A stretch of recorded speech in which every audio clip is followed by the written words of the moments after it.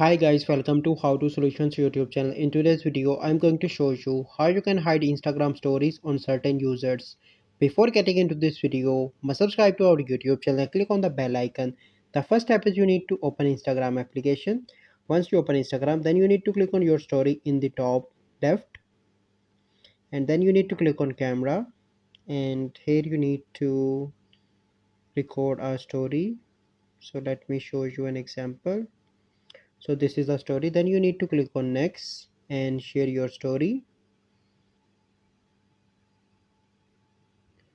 Click on done. Once you share that, you simply need to click on your story again and click on three dots and click on story settings, and then you need to click on hide story from, and here you need to select as much as people as you like to hide your story.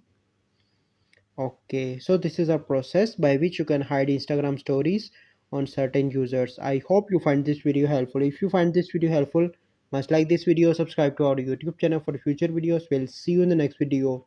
Thank you. Have a good day.